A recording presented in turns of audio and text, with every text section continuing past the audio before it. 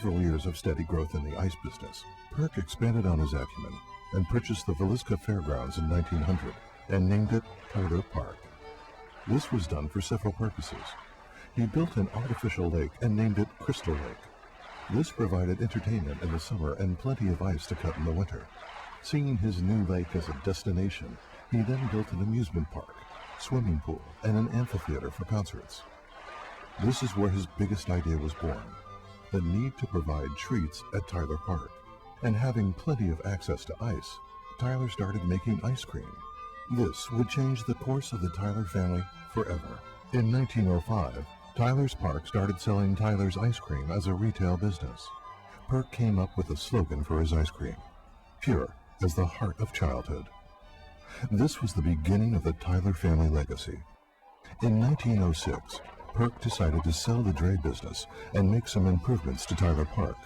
He built the first concrete swimming pool with a large diving board. He also built a bathhouse and a large toboggan slide. And in 1908, he purchased the very first car in Villisca, a Moline. He would charge 10 cents a person for rides to Tyler Park from Villisca.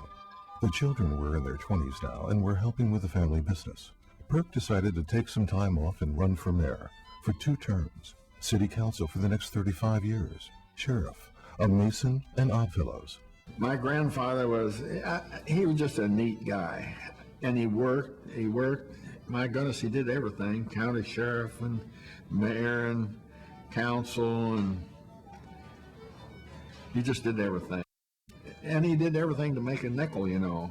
Sell ice, sell coal, have an amusement park. In 1909, after attending Simpson and Iowa State College, the 4 sons, Harry, Henry, Harvey, and Roy, decided to take up the ice cream side of the family business, and Perk sold it to them.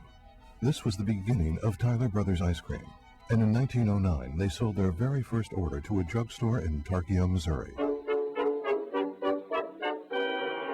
Perk, along with his civic duties, decided to further assist the community by pumping city water from Crystal Lake and built concrete bridges for Montgomery County.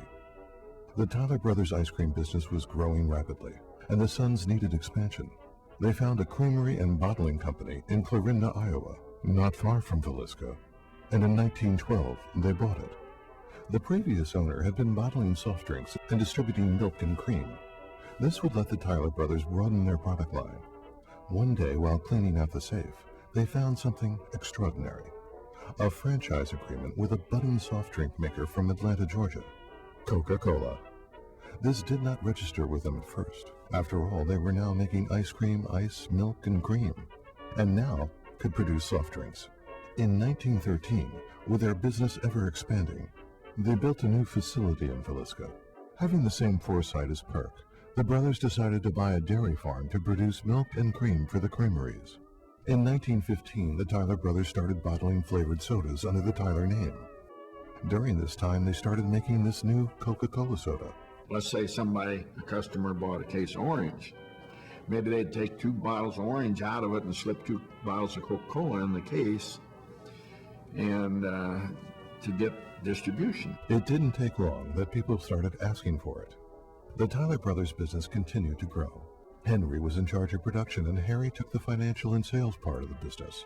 The Tyler Brothers' pure as the heart of childhood ice cream was now packed in 5-gallon stainless steel cylinders in ice and salt and taken from the plant by a dray to the railroad depot to be distributed. At first, Harry would also ride the train from town to town to take orders. Later, he